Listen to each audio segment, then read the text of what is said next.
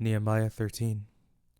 On that day they read in the book of Moses, in the hearing of the people, and it was found written in it, that an Ammonite and a Moabite should not enter into the assembly of God forever, because they didn't meet the children of Israel with bread and with water, but hired Balaam against them to curse them. However, our God turned the curse into a blessing. It came to pass, when they had heard the law, that they separated all the mixed multitude from Israel.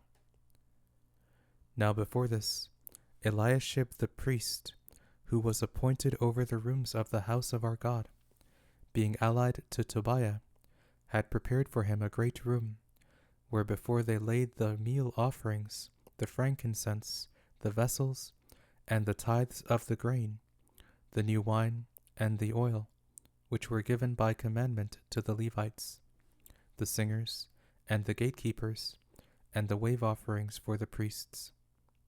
But in all this I was not at Jerusalem, for in the 32nd year of Artaxerxes king of Babylon I went to the king, and after some days I asked leave of the king, and I came to Jerusalem, and understood the evil that Eliashib had done for Tobiah, in preparing him a room in the courts of God's house. It grieved me severely. Therefore I threw all Tobiah's household stuff out of the room. Then I commanded, and they cleansed the rooms. I brought into them the vessels of God's house, with the meal offerings and the frankincense again.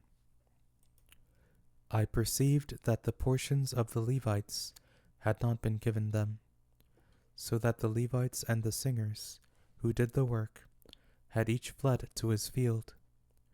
Then I contended with the rulers, and said, Why is God's house forsaken? I gathered them together, and set them in their place. Then all Judah brought the tithe of the grain, the new wine, and the oil to the treasuries. I made treasurers over the treasuries, Shelemiah the priest, and Zadok the scribe, and of the Levites, Pedaiah, and next to them was Hanan the son of Zachar, the son of Mattaniah, for they were counted faithful, and their business was to distribute to their brothers. Remember me, my God, concerning this, and don't wipe out my good deeds that I have done for the house of my God, and for its observances. In those days I saw some men treading winepresses on the Sabbath in Judah, bringing in sheaves, and loading donkeys with wine, grapes, figs, and all kinds of burdens, which they brought into Jerusalem on the Sabbath day.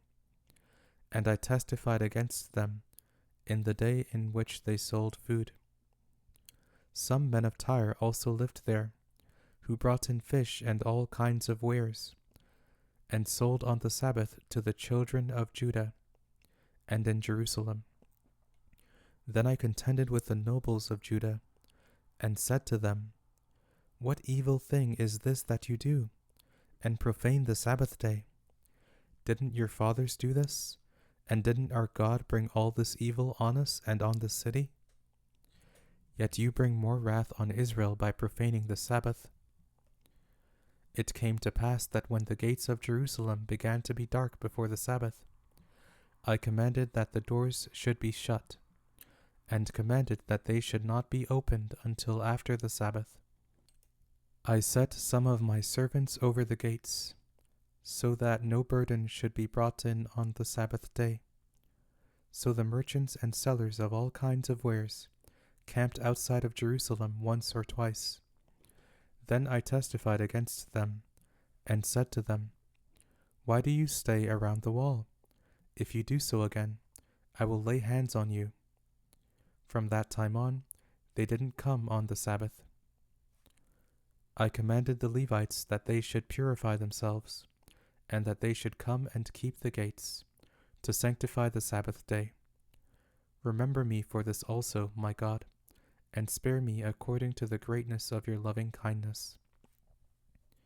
In those days I also saw the Jews, who had married women of Ashdod, of Ammon, and of Moab. And their children spoke half in the speech of Ashdod, and could not speak in the Jews' language, but according to the language of each people. I contended with them, cursed them, struck certain of them, plucked off their hair, and made them swear by God, You shall not give your daughters to their sons, nor take their daughters for your sons, or for yourselves.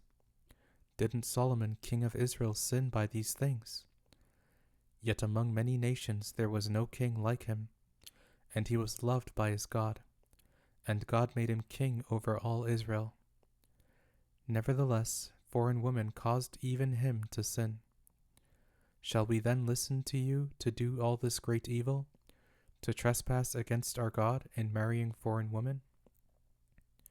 One of the sons of Joiada, the son of Eliashib the high priest, was son-in-law to Sanballat the Horonite. Therefore I chased him from me. Remember them, my God, because they have defiled the priesthood and the covenant of the priesthood and of the Levites. Thus I cleansed them from all foreigners and appointed duties for the priests and for the Levites, everyone in his work, and for the wood offering at appointed times, and for the first fruits. Remember me, my God, for good.